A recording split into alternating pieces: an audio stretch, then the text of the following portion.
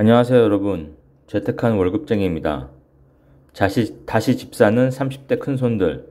시장에 미치는 영향과 파괴력은 모든 투자의 책임은 본인에게 주어지며 본 내용은 투자의 참고자료로만 활용하시기 바랍니다.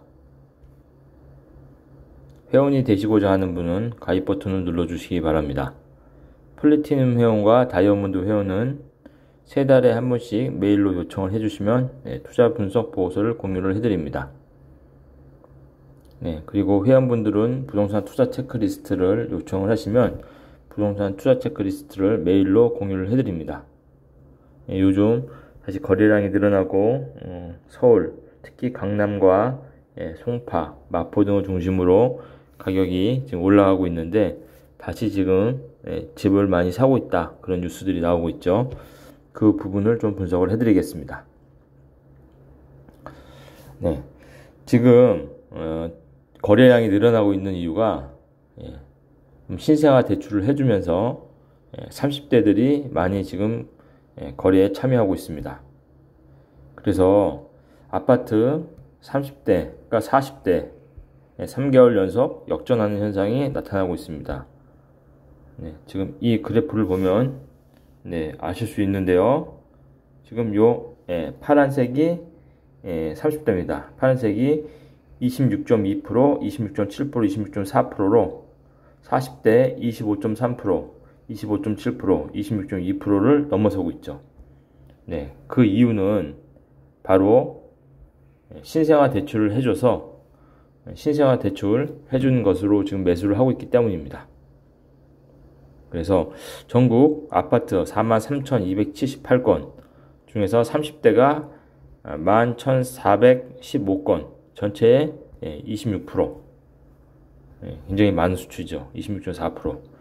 매입 연령별 비중을 보면 지난 3개월 30대가 26.2%, 그리고 40대가 25.3%로 돈은 40대가 더 많은데 30대들이 이렇게 더 많게 매수를 한 이유는 신혼부부들이 아이를 지금 뭐 한 명이나 이렇게 또 낳았기 때문에, 또는 임신을 하거나 그렇게 되면 매수를 할 수 있는 거죠.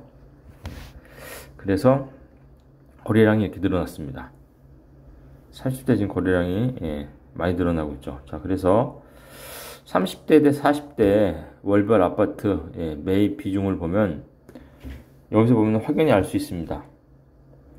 빨간 게 30대인데 30대가 작년에 특례 대출 해줄 때 확 늘어났죠.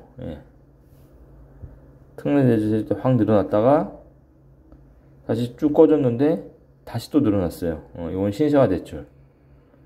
특례 보금자리론일 때 한 번, 그리고 신생아 특례 대출일 때 한 번. 그래서 30대 비중이 이렇게 확 늘어났고, 40대는 작년에 특례 대출할 때 어느 정도 늘어났다가 지금은 40대는 신생아 아이를 좀 낳는다기보다는 이제 거의 뭐 초등학생이었기 때문에 큰 혜택을 못 보고 있죠. 그래서 신생아 대출로 한 27조 정도 풀렸죠. 이거가 이제 소진이 되면 30대 매수 세력이 없기 때문에 아파트 값이 너무 크게 올라간 상태에서는 또 위험이 될 수 있습니다. 그래서 지난해 1월 말 특례 보금자리론이 출시되고 2월 30대 매입 비중은 40대보다 1.4% 컸고, 같은 해 9월 말 6억 원 초과 주택에 대한 특례 보금자리론 중 일반형 대출이 중단되면서 10월 40대 매입 비중이 25.7, 30대가 다시 24.9로 떨어졌다. 그래서 특례 보금자리 대출이나 이렇게 신생아 대출 때문에 많이 올라갔죠. 신생아 대출을 보면 낮은 연 1에서 3%대 낮은 금리로 9억 이하, 전용 85 이하, 그리고 5억 원까지 대출을 해주기 때문에 이 대출을 많이 활용하고 있습니다. 서울, 경기 지역별 30대 매입 비중 높은 곳 어디냐? 30대 매입 비중이 많은 곳은 성동구, 강서구가 41.6, 40.2%로 40%를 넘습니다. 그리고 김천구, 동대문구, 성북구, 마포구, 중구. 상대적으로 서울에서 가격이 좀 낮은 지역들이죠. 네, 성동구 같은 경우는 또 30대에게 핫플레이스이기 때문에 그렇게 매수 비중이 높았습니다. 경기도 아파트 12월 30대 매입 비중이 높은 곳을 보면 안양시 36.9, 수원시 36.3, 다음 용인시 32%, 성남시 대부분 다 30%대입니다. 경기도는 1월부터 5월까지 안양시가 36.9%로 30대 비중이 가장 높았다. 엄청난 거죠. 30대에서만 거의 뭐 40% 가까이 매수를 한 거니까. 그죠? 절반이 조금 안 되는 비율로. 그래서 이 신생아 특례 보금자리론이 이제 없어지면, 소진이 되면, 그때 다시 한번 아마 거래 절벽이 올 수도 있습니다. 하지만 지금 금리 인하가 9월이나 지금 뭐 12월 그 사이에 미국에서 이제 시작하면 그 금리 인하 기대감을 가지고 어느 정도 또 거래가 이루어질 수도 있죠. 지금 높아진 가격을 버틸 수 있을 것이냐.